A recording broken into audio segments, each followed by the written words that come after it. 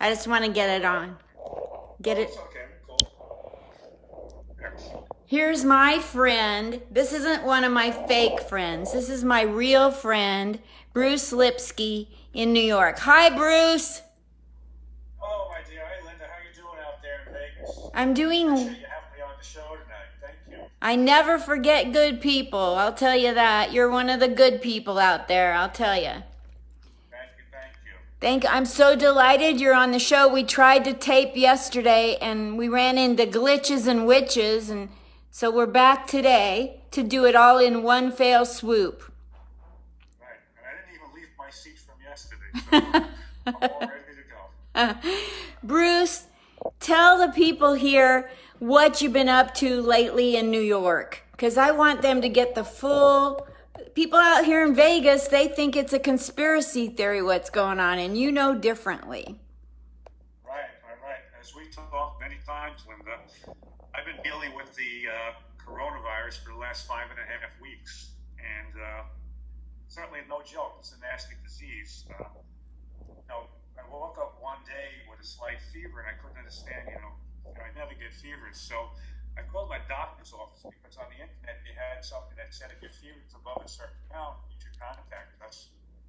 So they sent me to a clinic, Uh-huh. and when I went to the parking lot of the clinic, Mm-hmm. I was met by people in hazmat suits. She. They said, "What did you thought? Tell me your symptoms." Next thing you know, they're testing me for the virus. And so they said they'll get back to me in 3 to 5 days. 3 to 5 days actually turned into 10 days. Wow. In the meantime, between the day that I went for my testing till the next week, I was getting sicker and sicker. So I have a good friend in my town who's a doctor. I live in one of these really small towns. It's like Mayberry RFD. Everybody knows each other. There's one main street. So I called my doctor friend and he said, "Bruce, my office is closed today, but I'll open it for you. Here's what we have to do. I'm going to drop off a hazmat suit on your front porch. You're going to put that on. You're going to walk through town to my office, and we're going to test you for your lungs and everything else." So imagine me walking through Main Street town, and all my neighbors are looking at me and waving at me, wondering why I'm wearing this hazmat suit. It was almost like I was walking through Chernobyl. So you went. I got to my doctor's office, he did my chest X. Yeah. Right? So I went to my doctor's office, he tested me for my lungs, and everything was clear, thankfully. But he said, "Bruce, I really think you have the disease. So I'm going to start treating you for it." And there's some medicines and some high-level vitamin D. But he says, "Now get back outside, put your shoes on, walk back home." At this point, there was a little crowd hanging out in some of my friends' houses because they saw me walking with a hazmat suit. Yes. That they were all wondering what's going on. I had to put my hand up and say, "Stay away." Yes. And so, got back home, and a few days later, the test came back positive. So, I had all the symptoms: dizzy, lightheaded, nauseous, dry heaves, low temperature, tired, achy. Just didn't want to get out of bed. Had no appetite at all. And those 2 or 3 days, I probably lost 7 or 8 pounds. Wow. And also, I was a little incoherent, more so than normal. Let's put it that way. And so, at this point, my doctor said, "I think it's time you have to make a decision if you want to go on the anti-malaria." Yes. And because there's some research on that saying it's very effective, other people say it's not effective. There's a lot of side effects to that. Yes. So he sent me the prescription. They filled it. They dropped it at my house on a Saturday. I didn't have the nerve to take it that Saturday because I was scared. I decided to take it the next day and figure what's my best chance of getting better. So I went through the whole protocol there, and to this day I'm still symptomatic. I still have a lot of issues. Thankfully, my breathing is still good. But along the way, it kind of created certain situations because I had to depend on my wife and my son. Yeah. So one night, at the beginning, I'm sitting in a rocking chair upstairs in my bedroom, overlooking my driveway, and my wife is walking the dog. Coming down the pathway, she looks up to me, sees this person rocking with a blanket over him, and she sent me a text and says, "You look like Norman Bates' mother from Selma." So I said, she's been dead 2 2 years, she's been riding in that chair thanks to the encouragement, you know? So it's created some funny situations, you know? And then she decided to clean out her closets because she has a lot of free time. And she used to work for a major bank, Fortune 500 company. Mm-hmm. And she said, Bruce, I got rid of all my business suits except for 2 dresses. And I said, what were those? She said, I had 2 black dresses, I see. And I looked at it and I said, wait a second. I had the COVID virus for the last 15 days. He's got 2 black dresses she'd saved. I said to her, have you increased our insurance policies at the same time too? Something more that I don't know about them. Thanks for the expectations and, you know, positive vibes over here. And, you know, as I'm, you know, because I'm very tired, I'm lethargic, I found myself sitting around a lot, which is probably the worst thing for the disease, because the disease wants you to lay back and basically crawl into a ball and die. Yes. I'm walking and doing other things. There's certainly times in the day when I'm tired. So one morning, I'm sitting in the same rocking chair, and I hear this noise, and this big van pulls into my driveway. And I look at it, it's a mobile grooming van called the Rough Life, RUFF. My wife booked a $150 grooming session for the dog. I hadn't showered in 3 days. I hadn't shaved in a week. The only shower I had was the Brood cologne on me.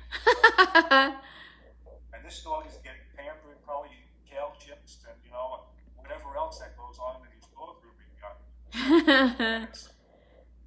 But I must admit how special my wife is. You know, she, you know, going through all this, you know, it produced a lot of, you know, different emotions in me. You know, it's scary. Yes. But the scariest part of all this is when my wife said she'd like to cut my hair.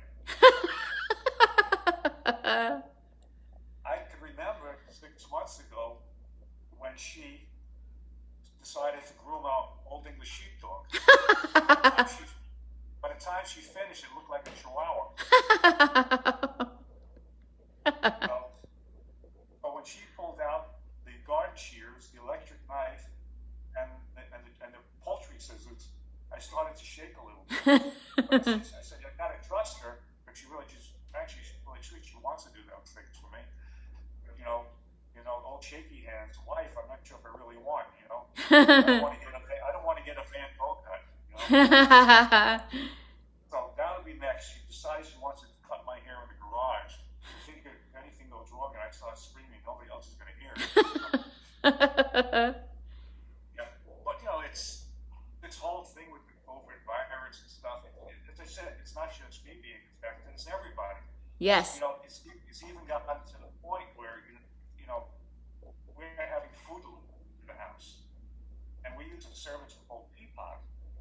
But at Stop and Shop, which is a big supermarket in our area here. When you fill out the forms there online, they have a proviso on it that says we have the right to substitute, not be in stock. You know, so the latest order that came in, I ordered zucchini, and instead I got rhubarb. And I have no idea what a rhubarb is. I couldn't even spell it. All I know is that any recipe starting with rhubarb can end very well. So as I said, I kind of put that to the side. But also what's happened is that other things have been bizarre. My wife ordered a special toothpaste, which wasn't in stock, so they delivered like a huge tube of Gorilla Glue. I don't know where that came from. And then finally, we use a special diet for it. It's called the science diet. Instead, we got 6 cans of alcohol. My dog tasted this. Put it out, rolled over on his back, and played dead. That's how bad it was. You know, he's so used to the natural stuff. You know, me, I get canned spaghetti for dinner. Your dog took a look at the Alpo and said, "Give me another haircut." Exactly. Turn on the head. Does it grow hair? I'm follicularly challenged, as you can see. Anyway, it's an interesting ride. Hopefully, I'm on the mending curve of all this. You know, as I was saying before, the doctors want me to exercise. I'm doing a lot of that, and just keep my breathing exercises going. And I'm hoping over the next couple of weeks I'll be able to the human race again, you know. But it certainly is a challenge. Yes. What are the breathing exercises for your COVID like? Is that just like when you get pneumonia exercises in a tube? Yes, deep inhales, hold, exhale. Repeat that over the course of time. Then do a deep inhale, hold for 10 seconds, then exhale. You know, just keep that. Also, stretching out the torso is very important. Laying on your back and extending your arms all the way, or even standing up and doing it. You know, this keeps your lungs airy, which is one of the most important things. It really hits a lot of people with this virus when they wind up, unfortunately, on a ventilator or you have double pneumonia or whatever. As I said, thankfully, I've been lucky. My lungs are clear, and my oxygen saturation is at a high level. So, hence, I can talk to you and not be out of breath. Yes. A lot fast. You do talk very well, and you're not out of breath. So, you know, you're suffering for a long period of time. And one thing I've learned, having gone through brain trauma, is that if you don't pop out of something really quick, sometimes people have very little patience for you not getting better right away. So, Sure. have you found that people are getting kind of sick and tired of Bruce always having COVID-19, like really a dumb thing, but people do it? I've been fortunate. I have a pretty good support network. Yeah? And I realized all along that this particular virus, any disease really, Yeah. is a physical battle and an emotional battle. Yes. And if you can balance the two of those out, the hard part is now everybody else who's been sequestered at home and quarantined at home, whether they're sick or not, is going through that same thing. They're going through a physical battle and a mental battle, trying to figure out all about this crazy situation that's going on. Yes. You know, for example, my son is big into sports. He hasn't watched any sports on TV because there's no sports on TV. He's into run fitness and things like that. He likes to play handball and do other things. The only thing he can do now is solo. He can run and he can bike, but he can't play handball with his friends. He can't go out to a bar on Friday nights. You know, we have, like, even my wife and I, we had all these concert tickets. Elton John, other things that we know it's canceled. Yeah. It's part of, culturally. And now also we're separated in the house. My wife is in the basement. I'm upstairs. My son is on the main floor. My big treat was last 2 weeks ago. I actually had dinner with my wife for the first time in a month. Oh, my goodness. Yeah. So, But so far, they haven't come down with the virus, right? actually, I think my wife was the first one to get it. At the end of last year, the beginning of this year, she was sick for several weeks. Then my son had something in the middle of March. I got it. I started feeling sick right after that. So it could have been passed around like an hors d'oeuvre at a wedding, you know? I'm not sure. So has the COVID-19, has it caused you to have people, loved ones and relatives in the hospital or pass away? Because you're right in the thick of it in New York. Right. I do know people whose relatives have passed away. I have not been affected personally in family. I have several family members who have compromised immune systems. Yes. In other words, they may have had cancer, they may have had diabetes, or heart disease, or whatever it may be, that they've been staying home, thankfully. Yes. And staying out of the trouble. I have a good friend whose son is type 1 diabetic. This boy has not been out of the house, since they made the announcement that it's running wild in New York. Yes. You know? That's good. So, out here. it's bad. What's that? What? I said it's good in the sense that he's staying in the house, but it's bad because he's staying in the house. Yes. It's not good for you mentally. How much can your brain take? How much binge TV watching can somebody do? Thank you. I Yeah. can't do that. That's not me. I'm starting to create multiple personalities that have nothing to do with any of my psych issues. I just want playmates. Okay, I hear you. I was wondering why that person was running around behind you. It's not really fun to make fun of multiple personalities, but I'm frickin' bored. I'm telling you, being by myself is not, you don't want me bored. No. What have you watched on TV? Yeah. Have I you? have a lot of friends, friends. I have my comedy friends. I've been blessed in the sense that I've had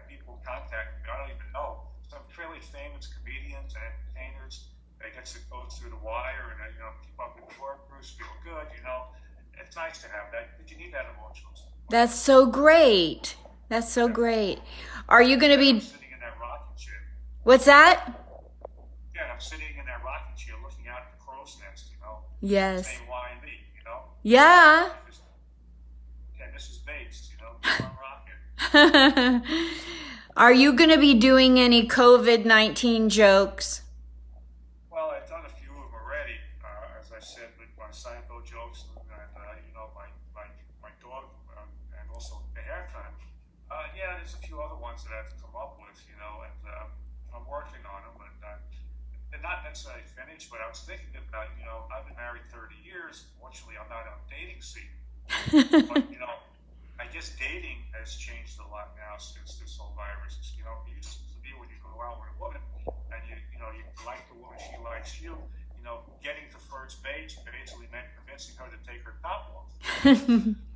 Now, with the COVID situation, getting to first base and convincing her to take her face mask. So, it's there's so much out there. You want it to be positive, you don't want to make a spin on it. But even I noticed the other day in the supermarket, I should say that when it first happened, I didn't know I had the virus. I was in the supermarket, and what they've done is for senior citizens, which I'm proud to be on, they had special shopping hours, from 6 in the morning to 7:30.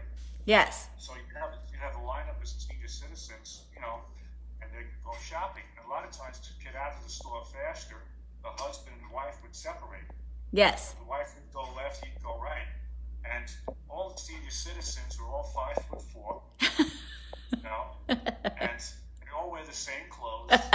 They all have the same masks on. They all have the same gloves on. So one gentleman came up and he said, "Help me find my wife." So I said, "What does she look like?" She's about 5'4". She's got a mask on. I said, "Buddy, take a look in the eye of me. I couldn't tell you." Same at this point. I guess I was the tallest guy there, so he was the only person he could come to until I could look over everybody trying to figure out where his wife. You could take home a wife and not know it's not your wife till you get home. Exactly. And now, my friend was just telling me this, that his brother-in-law ran out of toilet paper. Oh, no. He ran out of paper towels. So they did a parking lot exchange. It's like a drug deal going on. I'll trade you 3 paper towel rolls for 6 rolls of toilet paper. It's like a barter exchange going on. Yes. I'm even thinking now that I've been have this for about 6 weeks or so, that I've probably built up a lot of antibodies. Yes. So I'm expecting people to line up around my house for donations of them. It's almost like, a drug addict wanting a fix. Antibodies. I've actually already been approached by somebody from Mount Sinai Hospital wanting to take some blood from me because hopefully I've built up a lot of antibodies. And I do some research study. But I said, I'll consider that, but I want to get well first, number one. Number two is, it'd have to be done, you'd have to draw blood at my house. I'm not going to the clinic or the hospital to do it, so. No. I wouldn't go to the last place I'd want to go right now is a hospital. Absolutely. Absolutely. And have you gone banking since you've been in the sequestered in your place? Have I gone to the bank? I went banking the other day at the drive-through teller. So again, it's such an eerie feeling. I drive up there, I've got my gloves on, I've got my hat and sunglasses, and I got a mask on. Here I'm giving them a withdrawal slip, and they're happily giving me money. 6 months ago, if I did that and handed them a note, guess what? They'd hand me one of those exploding dye packs and blow up in my face. By the way, thank you for banking your chase. So again, things have certainly changed in this day and age, where I've heard even that big corporations are starting to make face masks with their logo on. No way. Yep. Somebody told me about that. These companies are big companies starting to make face masks with logos. You got free advertising, plus you have your people wearing them, so it kind of guarantees that they wear them. So again, a lot of new industries are probably popping up now. Yeah. And But be, it's sad that a lot of industries will be going the other way as well. yes, that's so sad. It would be funny if comedians came out with merchandise of masks. Yeah, it's the merchandising, right? Yeah. Like masks with a smile on it or something like that. Yeah. It's, and also, I think about, how things were prior to all this, because we all have family. I have parents, I have It stopped for a second. dad, Okay, it's good now. Okay, as I said, talking about my parents, I had my 87-year-old dad call me up the other day. He said, Bruce, you told me all the comedy clubs are closed in the city. I said, yeah, they are. He said, well, I found one. It's open. I said, Dad, what's it called?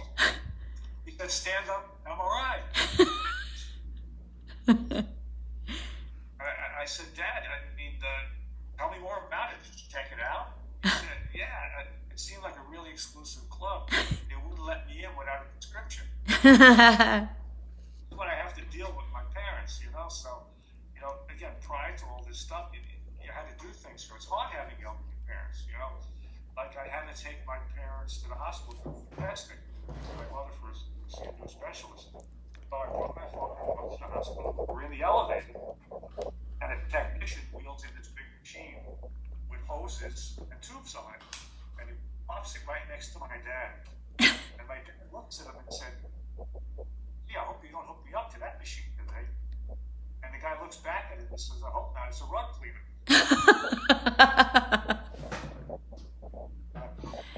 And then I took my mother upstairs, and she has osteoarthritis, and so instead of seeing a new specialist, she's walking in all bent over. Okay, she's into the waiting room. I get her into the examining room. I'm sitting back in the waiting room. She's all bent over. 10 minutes later, she walks out all straight up, all spry. I said, "This is amazing, Mom.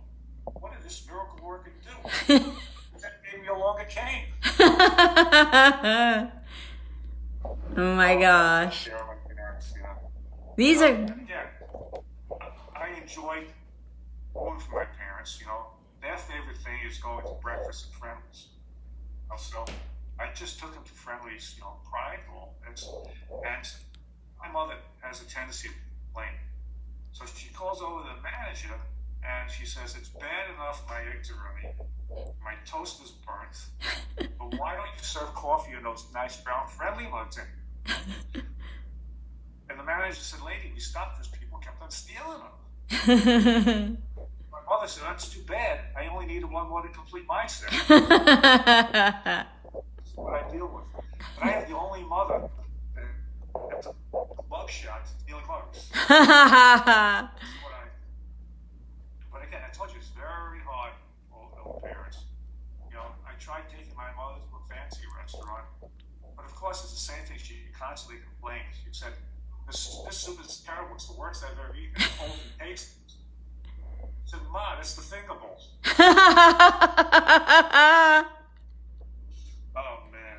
You should only know. That's... Telling stories you don't want to know about, right?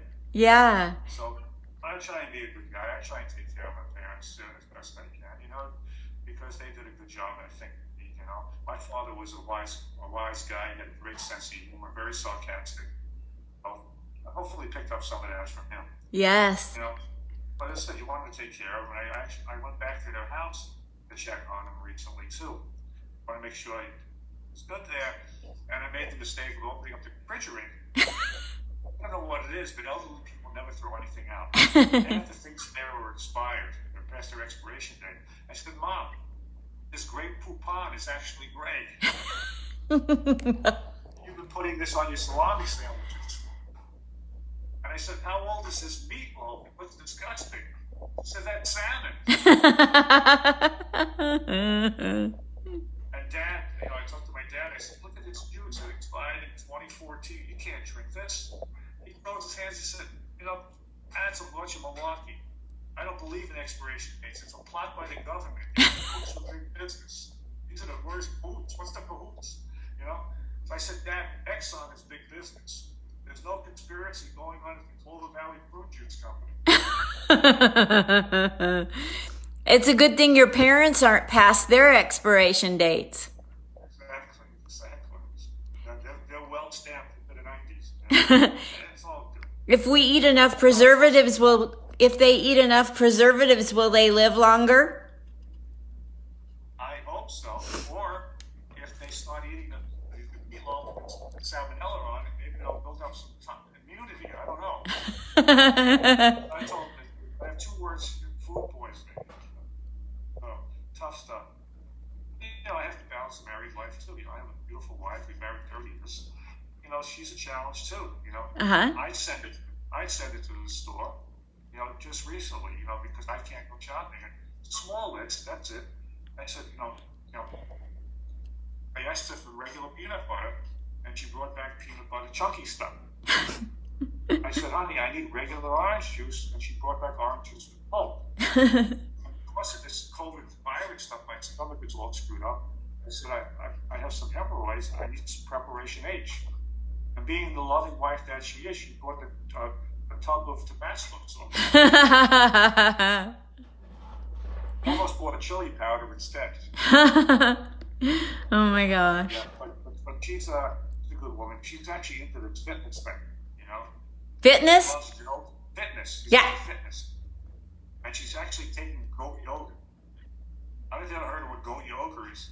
Essentially, what you're doing, you're laying on a mat in the studio, and the goats are roaming wild. They jump on your back and lick your ears. I looked at her and I said, you pay a goat to do that? She says, yeah, he's got great technique and better breath. Especially now. But she actually dragged me one time to a yoga class, and I was so embarrassed. And the only mat that read, please wipe your feet before entering. Oh my gosh. How was I supposed to know? They said, bring a mat. It was a hot yoga class. 40 people shoved into a room like the size of a walk-in closet, 150 degrees. While I was doing my downward dog, I looked in the mirror and I said, please tell me that was a goat style. All good. My wife is a good spender. She likes to spend money, but I don't mind spending money because she's earned it, But just brought home recently a new dog, a designer dog, $1,000, So she treats this dog, she pampers this dog, unbelievable. This dog actually sleeps on my bed. She dresses him in silk pajamas. He lays on my side of the bed, on my pillow, next to my wife, snoring and passing gas. That's me. That's my job. And she also, what she likes to do, she likes to knit and sew. She just knitted the dog a wool sweater. What? And I asked her, she just knitted the dog a wool sweater. And I said, I asked you to sew a button on my shirt 3 weeks ago. You said you had no time. And you're just making custom clothes for the dog. It's like, I buy off the rack at Kohl's or Walmart. She says, well, he's a designer dog. He deserves it, So this is what I deal with all day long. Oh my. What kind of dog is this? Well, this dog is a cross between a bulldog and a Shih Tzu. How did that happen? And I said, when she said $3,000, I said, that's a lot of bullshit too. That's funny. It's a good dog. But she pampers this dog so much that when we go out to eat, we only go to dog-friendly restaurants. So we're out at a restaurant, and I get the $8.95 burger deluxe, and she ordered the $29.95 lox platter. And I said, what do you have to order this salmon platter for? She said, well, it's good for his coat. I said, he doesn't need a coat, he just needed him a sweater.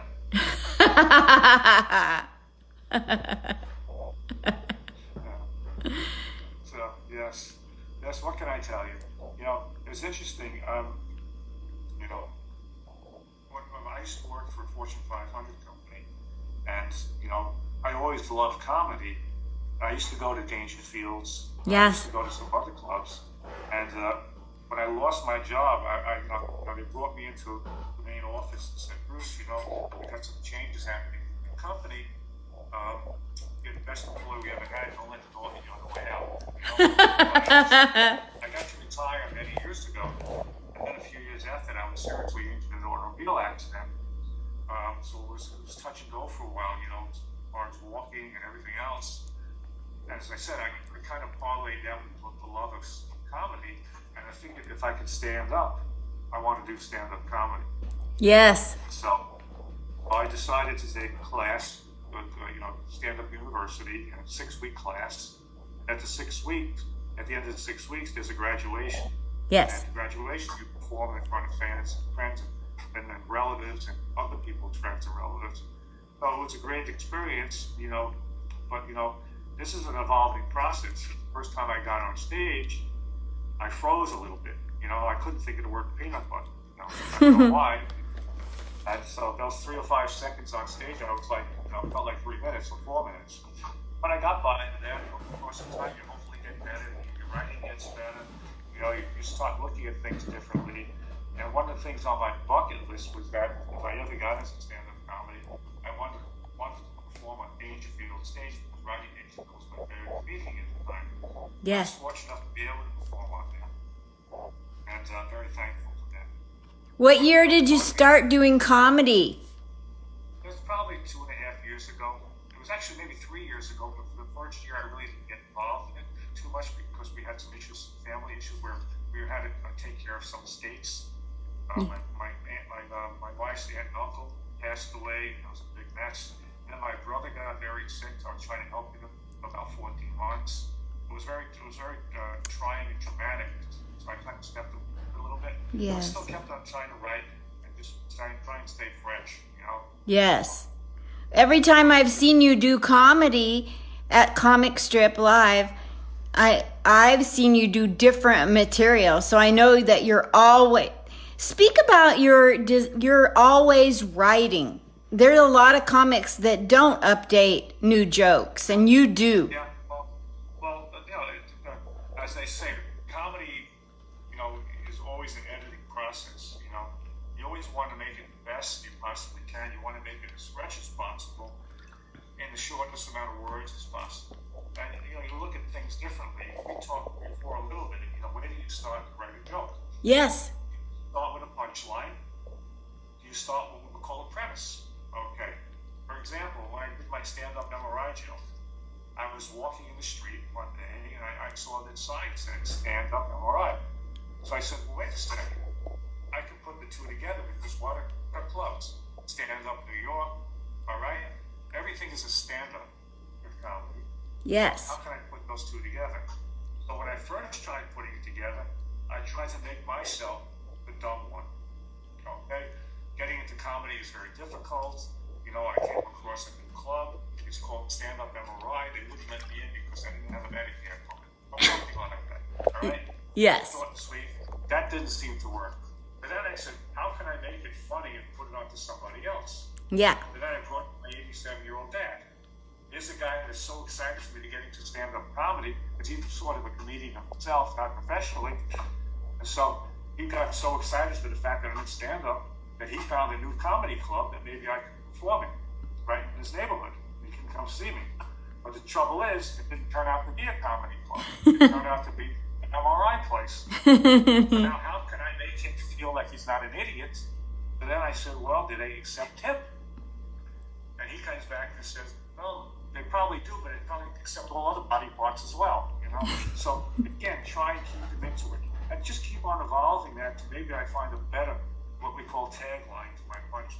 Yes. And work the opposite way, too, where you come across something as a premise. For example, I'm using one premise where we took a European cruise, one of those river cruises. Yes. Right? So that's my premise right there. Okay, now what happened on that cruise? All right? Okay. Second day of the cruise, the captain said we all have to abandon ship because they found floating bombs in the river left over from World War II. Wow. This is for real? Yeah, they're real. So I said leftovers. I'm used to meatloaf as a leftover, And so I started creating a joke that way, and I said, let me think. Nowhere in my cruise brochure or did my travel agent state that this is a potential hazard of the trip. And if I'm gonna get bombed on board, I want to do with Jack Daniels. And so now I said, what kind of booking? How did my wife book this without finding us information? Now that we're on land, my wife booked a walking excursion to an old World War II battlefield. We got to the battlefield, and there was a sign that says, "Don't stray off the paths because there could be live landmines." Wow. So, slight German accent, my wife said, "You will go in front of me." In front of me. So now I knew why she had me walk in front of her. And so I turned around to my wife and I said, "Wait a second. This trip, there's bombs on the water, there's bombs in the land. What else are you doing that I don't know about?" Brings out indemnity insurance. I mean, there's a lot of filling in here, but the idea is I started with the premise. Some of it's true, and then you try and make, okay, bombs. I want to get bombed on a ship with Jack Daniels. Okay, all right. How can I turn this around in other ways that she's leading me ahead? Maybe the thought of maybe me misstepping. Yes. She's preparing herself that way. So again, there's so many different ways of doing it. Or my wife bought a dog, as I said before. It's a designing dog. Is it a Gucci? Is it a Louis Vuitton? I'd rather have the scarf and the handbag. So again, you can work the jokes that way, or maybe you can work the jokes differently. And it's trial and error. And again, I'm only doing this a little. Compared to a lot of comedians, I'm not doing this that long. But a lot of it is observation. Yes. What I think is funny, other people may not think it's funny. Trying to write a joke is the hard part. I was in Kohl's recently. Here again, premise, all right? Okay. And I'd written a joke. I haven't finished yet. I was in Kohl's, and Kohl's department store, right? Yes. It's not high end. No. And if you return something, you get Kohl's dollars. So $50,000 seems like Kohl's dollars. But what the ironic thing about Kohl's is they shared a parking lot with a Bentley dealer and a Lamborghini dealer. You know what that is? Those are like $300,000 cars. So I put together a joke because it's so incongruent. You have Kohl's where people are pulling up in their Kias and their Hyundais, and right next door you have all these $300,000 cars. Well, how do you bridge that incongruency into making something funny? And it takes time. You have to work on it. Get on stage, you say a few things that may not be funny.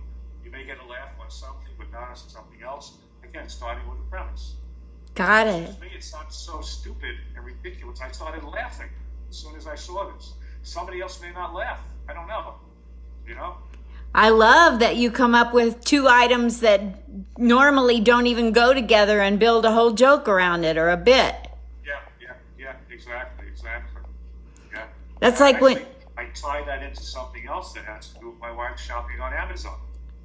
Because my wife is a big shopper on Amazon, and it turns out when you order on Amazon and you don't like something, you can return it to Kohl's.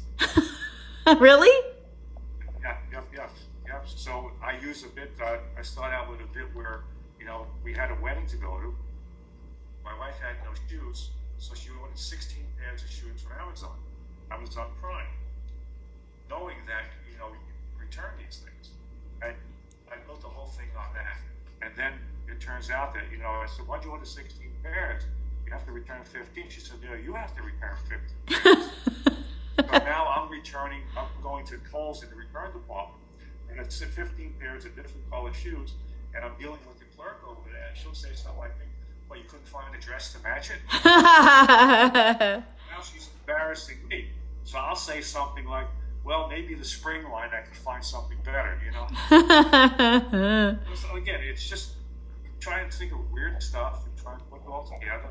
And again, sometimes it works really well, sometimes it doesn't. And so you put it to the side, and then maybe 2 months later you'll be walking somewhere and say, I got the right words here, So again, it's always massaging these things, Traded in for a Lamborghini. Exactly. $50,000 worth of Kohl's parts, $300,000 worth of Kohl's parts. Just keep on returning things there. Congratulations, Mr. Lipsky. Your balance on Coles Park is $295,000. You're ready for that Lamborghini. Yeah. Yeah. Oh my God, you're so funny. So you started doing comedy about 3 years ago, right? Yeah. And you, the very, Interesting. what? I don't want to cut you off. I'm sorry. I was about to say something, but that's all right. No, you go ahead if you had something to say. No, I had an interesting reason why I started comedy. Okay. First of all, I love comedy. Number one, it was a challenge. But number two is that a dear friend of mine, runs charity events there. Actually, it's a fundraising event. And I was fortunate enough to see a headlining comedian perform there. 45 minutes, he was killing it. I was laughing, had a great time. Well, what I was really fortunate is that we sat together at dinner time. We sat at the same table, and I was able to pick his brains, just talk to him about comedy and stuff. I was excited. The following year, the same person was coming to do comedy. He sat next to me, the same thing. We talked. He got up there. To me, he wasn't prepared. It looked like he was mailing it in.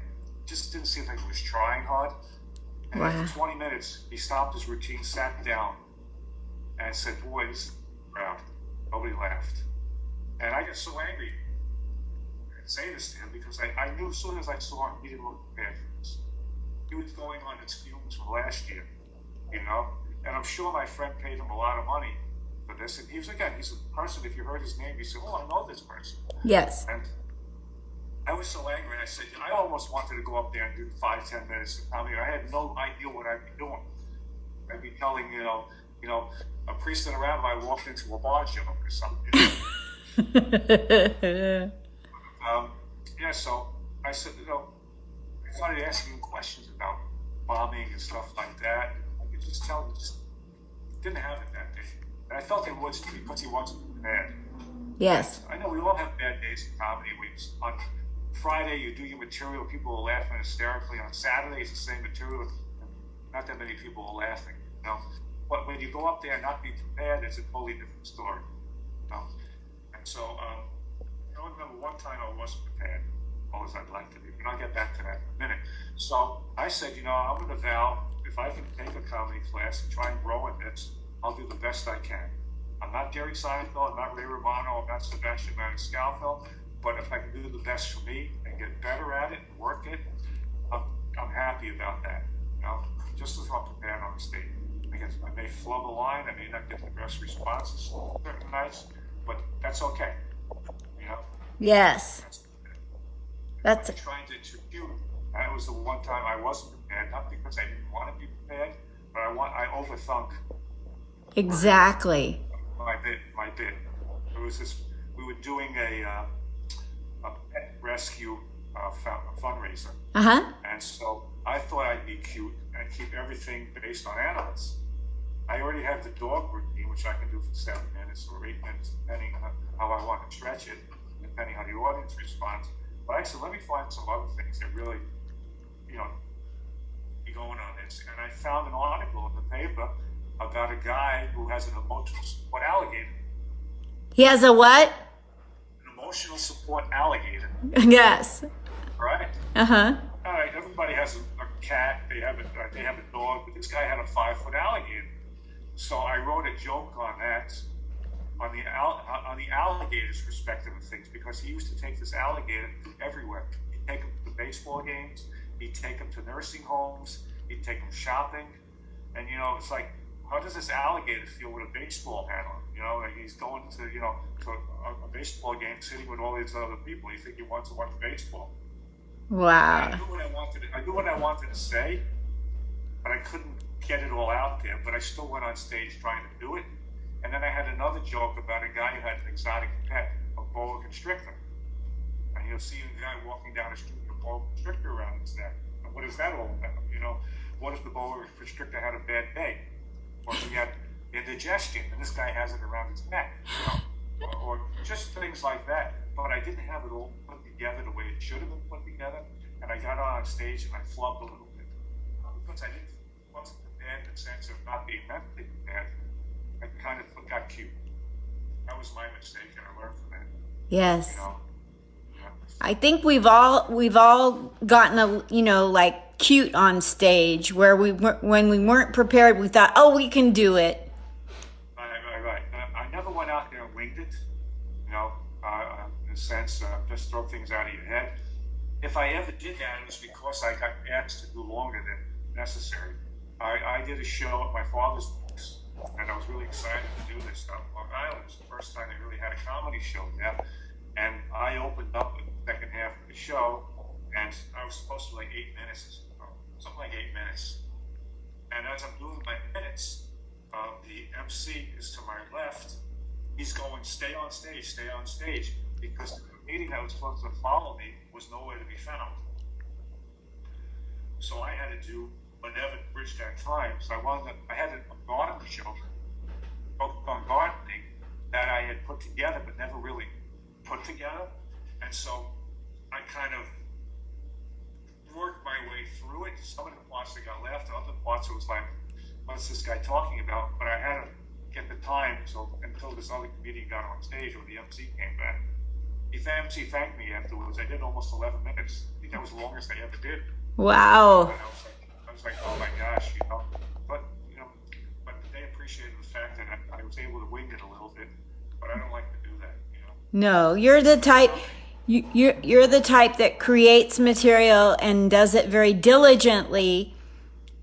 And so winging it is, some people develop their material from the right side of their brain and work on it from there, and others, like I know people that can just get on stage and riff and do crowd work, while others, and then there's people like you that develop material and go back and edit it and edit and edit it, and so it's more of a left brain approach to comedy writing. Right. So. And I'm also open to suggestions from other people as well. You know, if other comedians, they come up and say, "Oh, I never heard a joke about this before. That's fantastic. Why don't you try this? Add this, or maybe you should take out this line over here. It's too much. Yes. Wordy, whatever, So that's a nice thing. That's some really, really good comedians out here who are willing to take you on the side and say, Bruce, you got the basis of this joke, but you're missing something. Yeah. Just don't touch this joke. It's great. Or whatever it may be. I really like the style on stage. You look comfortable. I like the way you dress. Or whatever it may be. It's all part of the picture. Some people like to get on stage with the hat on the side, back, with that's perfectly fine. Other guys like to get on with a tuxedo. I usually get on stage with a nice pair of jeans, a shirt, a novelty tie, and a sport coat. Somebody once told me that you look fantastic, don't change it. I had another seasoned comedian once say, you look like an insurance salesman. Who's right? I don't know. I have no idea. What was your line of work? I worked for J.P. Morgan Chase. I worked actually in a very big job. I worked in human resources. I was in charge of all their fitness program. Wow. That's my background, exercise science. I have a master's degree from Queen College in exercise physiology, undergraduate physical education. My goodness. I would have these on-site fitness centers. I design them, I build them, I staff them, I manage them. I had them all over the country. I was sort of a pioneer in that back in the 80s. Wow. Yeah. So, a lot of fun. Do you ever talk about that career on stage? No, not really, because ever since I got hurt in the accidents, that kind of basically took me away from that. As I told you, I was in a serious car accident about 10 years ago.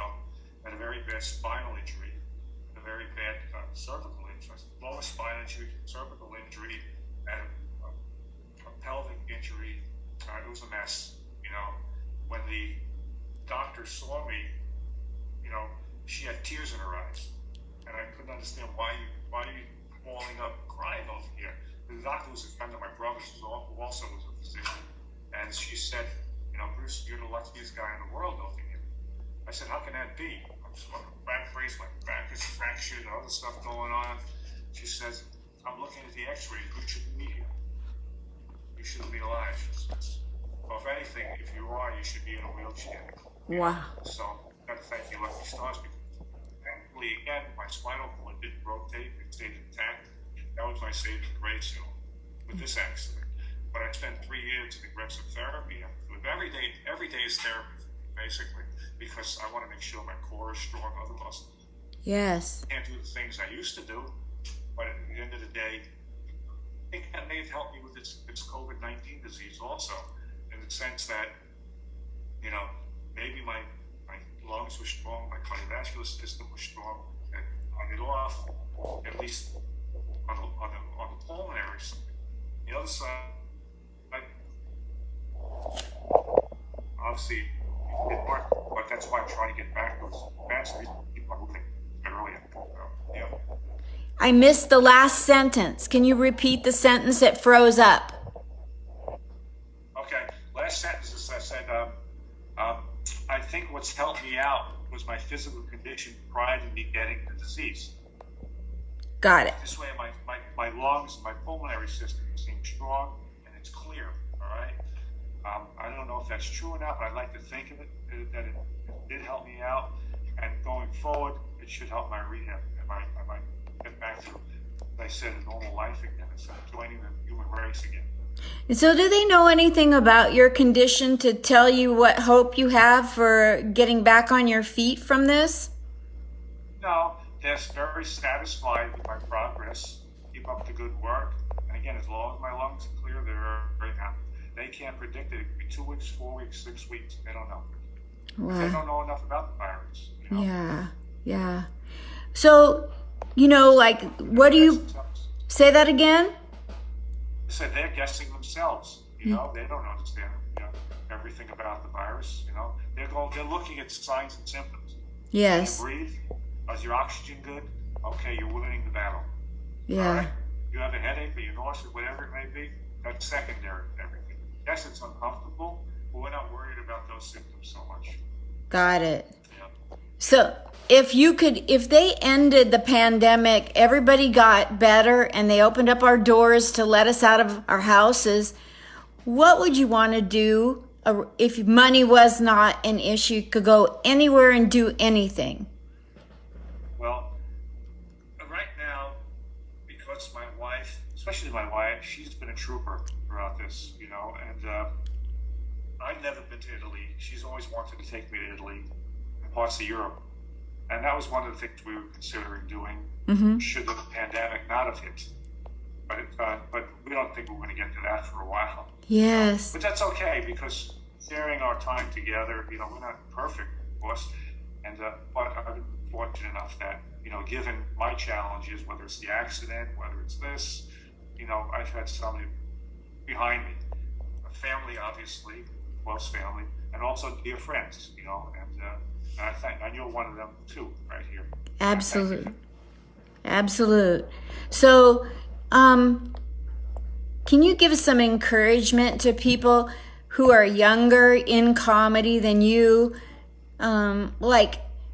We as comics see things from a different lens. We look at stuff and observe, and we make jokes. And the virus is not funny at all, especially not on the East Coast. But you've seen people overreact, underreact, act like idiots. Do you have any funny observations? Well, I have this 25-year-old son who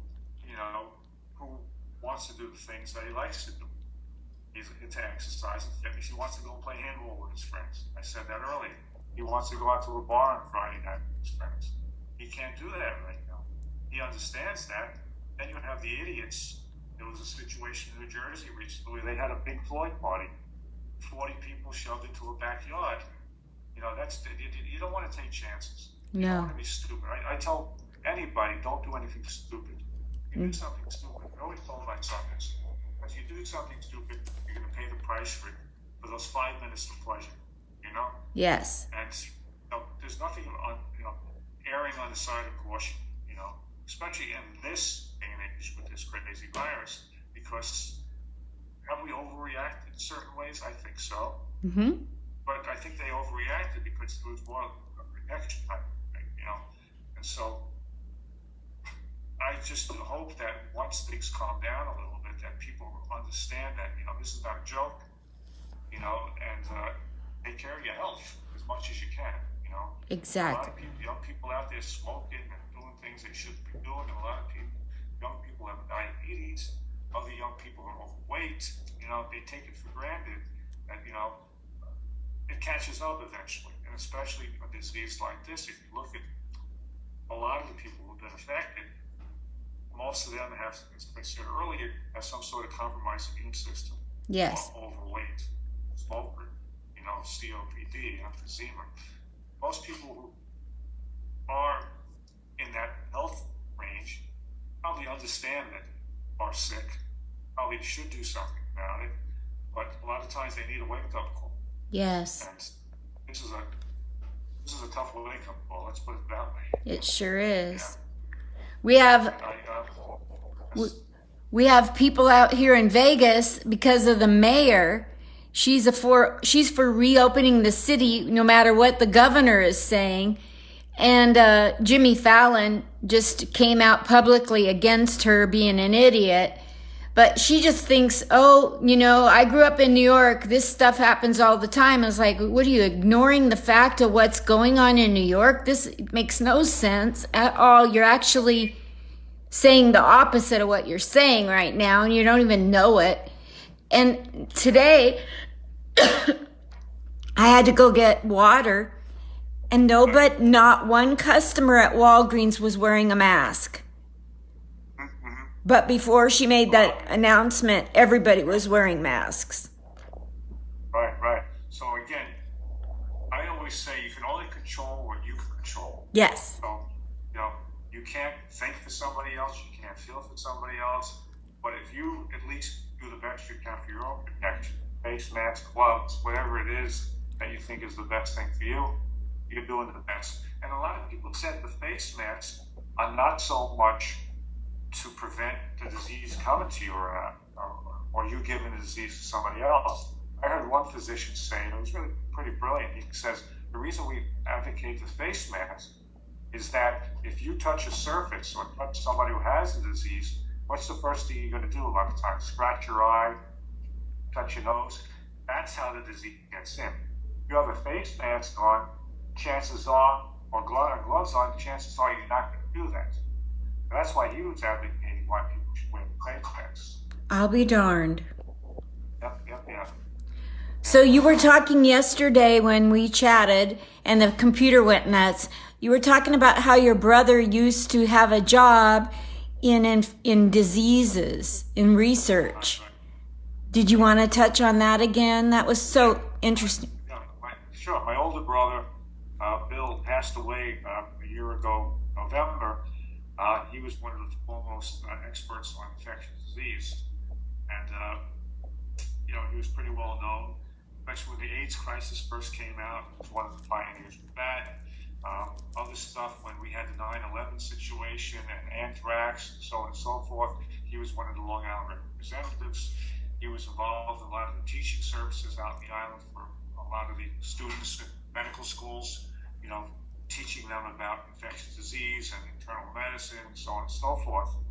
To the unfortunate part is he's gone. This would be right in his wheelhouse, So I felt bad about that, because this is something that he would live for.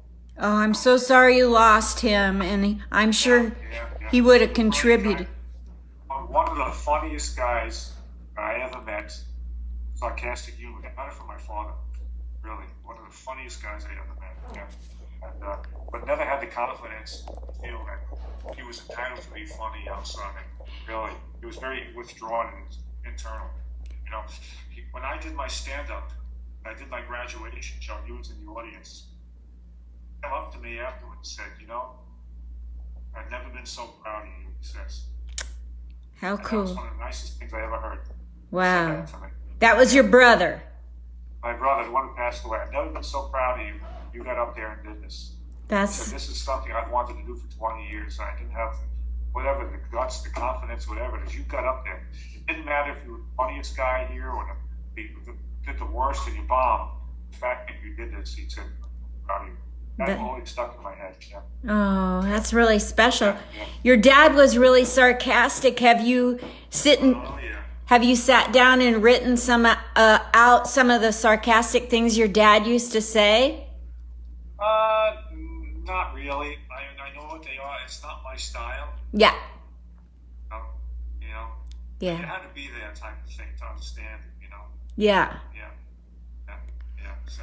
There was a guy on Facebook and Twitter back in the day, and his handle was SHIT that my dad said. And it was, he all day long, he would just post things he remembered his dad saying. He had a huge following of people that wanted to hear what he was going to say next. Right. Yeah. Unfortunately, my dad's gone a long time now. He's gone 20 years. My dad. Wow. Yeah. You know, again.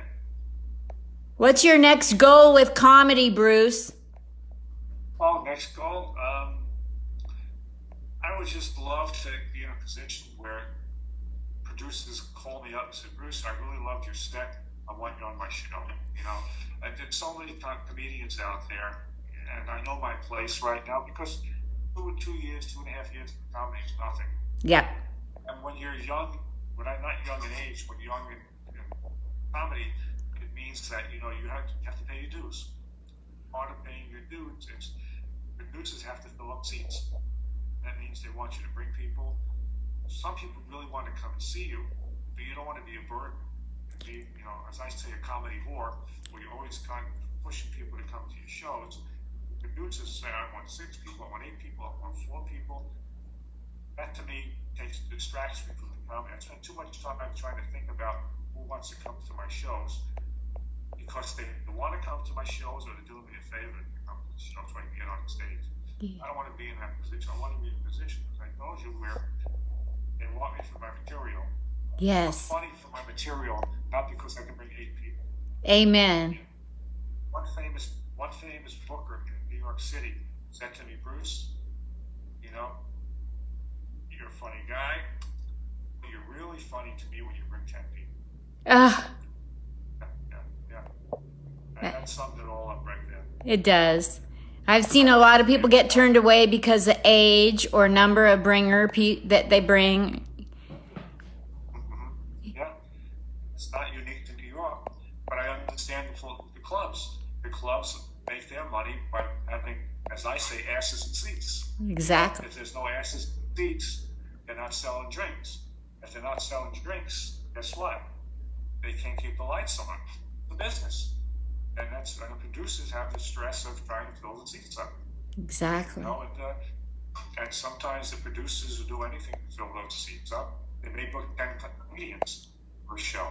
I've been on some shows in New York City where there's 14 or 15 comedians, and because I only brought 3 people, not 8 people, I got to go maybe before the last comedian went on, the headliner. All right, and I got 3 minutes or 4 minutes. All right. But now people are burnt out from seeing 16 comedians. Yes. Now they're really starting to pay the bill. The charge card, they're going to the bathroom, they're starting to cough, they get uncomfortable. But that's all part of the dues. Yes. I've been on shows where I got on after a headline at 12:15 at night on a Friday night. There was 4 people in the crowd. I get to go up there, and the MC even said my name wrong. Yeah. There's Brian coming up on stage. So at that point, the people in the crowd couldn't care less. No matter what I said, they weren't going to laugh. Yes. So part of paying the dues. Hard paying the dues is right. Well, you've been so wonderful to interview, and I'm glad we got a chance to do the interview all together. And I'll delete the other 2 videos and post this. So one thing I didn't get to ask you yet, this has probably hit you financially, having to be going to the doctors.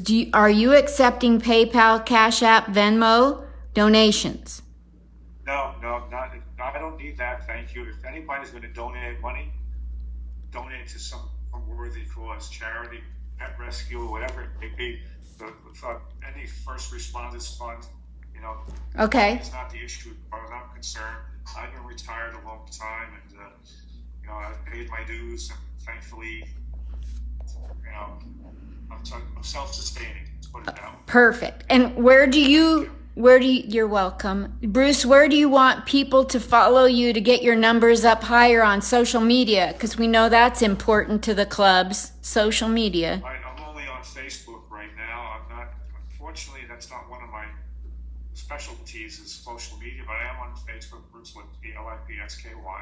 I'm actually in the process of building a website, but I started building it, then I got sick, so I put that on hold. Eventually it'll be brucecomedy.com, but that's not operating. So it'll be brucecomedy.com, but it's in the middle of being built.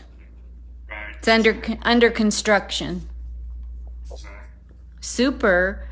Well, you're a personal friend of mine, and I just thank you so much for being willing, while you have the COVID-19 running through your body, to take time 2 days in a row to get this video done in one set. Thank you so much. My pleasure. And believe me, as I mentioned earlier, it's a physical battle, an emotional battle, and it's actually helped me out a lot too. It's like a cathartic experience where you get to, emote some feelings as well. So I appreciate what you've done for me too. Thank you so much. I just wish you all the best, and a lot of people are praying for you to have a total recovery, healing from it. Yes, I will. You will, that's right. Go get them. See me around. All right. I better. Okay. Take care. Love you, bye.